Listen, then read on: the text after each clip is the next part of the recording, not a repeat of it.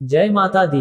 भक्तों, स्वागत है आपका मेरे YouTube channel Yogendra voice Hindi में। आज की वीडियो में हम देवउठनी 11 एकादशी 2024 नवंबर में कब है उसी के बारे में हम आपको विस्तार से बताएंगे। लेकिन उससे पहले अगर आप चैनल पर नए हैं तो चैनल को लाइक शेयर सब्सक्राइब कर लें और बेल आइकन दबा दें। तो शुरू करते हैं आज की वीडियो। देवउठनी एकादशी का महत्व। हिंदू धर्म में एकादशी तिथि का विशेष महत्व होता है, परंतु देवउठनी एकादशी या देवोत्थान एकादशी का स्थान सभी एकादशियों में सर्वोपरि है। इसे प्रबोधिनी एकादशी भी कहते हैं। आषाढ़ माह की शुक्ल पक्ष की एकादशी को भगवान विष्णु 4 महीनों के लिए योग निद्रा में चले जाते हैं, जिसे चातुर्मास कहा जाता है। इस दौरान विवाह, गृह प्रवेश, यज्ञ आदि शुभ कार्यों पर रोक होती है। फिर कार्तिक शुक्ल एकादशी पर भगवान विष्णु जागते हैं और इसी दिन को देवउठनी एकादशी के रूप में मनाया जाता है। इस दिन से पुनः सभी मांगलिक कार्य आरंभ हो जाते हैं, इसलिए इसे धार्मिक और सामाजिक दृष्टि से अत्यंत महत्वपूर्ण माना जाता है। 2024 में देवउठनी एकादशी का पावन पर्व 11 नवंबर को मनाया जाएगा। इस दिन को मनाने का विशेष उद्देश्य भगवान विष्णु के प्रति श्रद्धा और भक्ति प्रकट करना है, क्योंकि उनकी कृपा से ही सृष्टि का संचालन होता है। देवउठनी एकादशी की पूजा विधि। देवउठनी एकादशी के दिन भगवान विष्णु और माता तुलसी का पूजन किया जाता है। इस दिन तुलसी विवाह भी संपन्न किया जाता है, जो दाम्पत्य जीवन में प्रेम और समृद्धि लाने वाला माना जाता है। यहाँ देवउठनी एकादशी की पूजा विधि दी गई है। 1. प्रातः स्नान एवं संकल्प। देवउठनी एकादशी के दिन प्रातःकाल जल्दी उठकर स्नान करें और स्वच्छ वस्त्र धारण करें। पूजा स्थल को गंगाजल से पवित्र करें। भगवान विष्णु और तुलसी के पौधे की पूजा करने का संकल्प लें और उपवास का व्रत धारण करें। 2. भगवान विष्णु का पूजन। भगवान विष्णु की प्रतिमा को स्वच्छ जल और पंचामृत से स्नान कराएं। उन्हें पीले वस्त्र पहनाएं। फिर चंदन, रोली, अक्षत और पुष्प अर्पित करें। भगवान विष्णु के समक्ष घी का दीपक जलाएं और ओम नमो भगवते वासुदेवाय मंत्र का जाप करें। 3. तुलसी पूजन। तुलसी के पौधे को जल अर्पित करें और उसके चारों ओर आटे से दीपक बनाकर जलाएं। तुलसी के पत्तों से भगवान विष्णु का श्रृंगार करें, क्योंकि तुलसी भगवान विष्णु को अत्यंत प्रिय है। तुलसी के समक्ष धूप, दीप, अक्षत और कुमकुम अर्पित करें।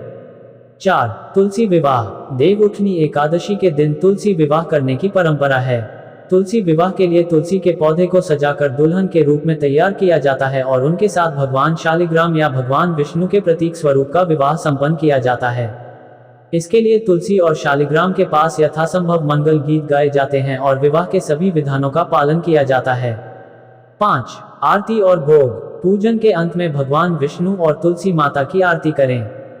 आरती के बाद भगवान को पंचामृत, फल, मिठाई और तुलसी के पत्तों के साथ भोग अर्पित करें। उपवास रखने वाले भक्त शाम को आरती और भोग के बाद फलाहार कर सकते हैं। देवउठनी एकादशी की पूजा सामग्री। पूजन सामग्री के बिना कोई भी पूजा पूर्ण नहीं होती। देवउठनी एकादशी के पूजन के लिए आवश्यक सामग्री निम्नलिखित है।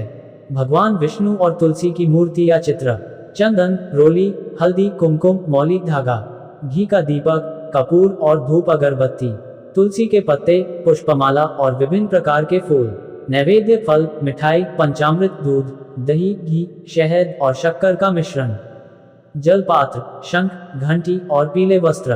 तुलसी और शालिग्राम का विवाह करने हेतु सामग्री मिठाई, आटा, तेल का दीपक। देवउठनी एकादशी की कथा। इस दिन से जुड़ी एक पौराणिक कथा है जो भगवान विष्णु के भक्तों को उनके प्रति अटूट भक्ति और विश्वास की प्रेरणा देती है। कथा के अनुसार एक बार महान दानी और भक्त राजा बलि ने अपने तप और भक्ति से भगवान विष्णु को प्रसन्न कर लिया। उन्होंने भगवान से अपने राज्य में निवास करने का वरदान मांगा। भगवान ने उनकी भक्ति को देखते हुए वामन अवतार धारण किया और राजा बलि से 3 पग भूमि मांगी। राजा बलि ने सहर्ष यह वरदान दे दिया। भगवान वामन ने पहले पग में संपूर्ण पृथ्वी को, दूसरे पग में आकाश को नाप लिया। अब तीसरे पग के लिए कोई स्थान नहीं बचा, तो राजा बलि ने अपना मस्तक भगवान के आगे प्रस्तुत कर दिया। भगवान वामन ने उनके मस्तक पर पैर रखकर उन्हें पाताल लोक का राजा बना दिया और उन्हें वचन दिया कि वे वर्ष में 4 महीने उनके पास पाताल लोक में निवास करेंगे। इस प्रकार भगवान विष्णु 4 महीनों के लिए निद्रा में चले गए, जिसे चातुर्मास कहा गया। कार्तिक शुक्ल एकादशी के दिन भगवान विष्णु अपनी योग निद्रा से जागे और पुनः सृष्टि का संचालन शुरू किया। इसी कारण इस एकादशी को देवोत्थान एकादशी कहा जाता है। देवउठनी एकादशी का आध्यात्मिक महत्व।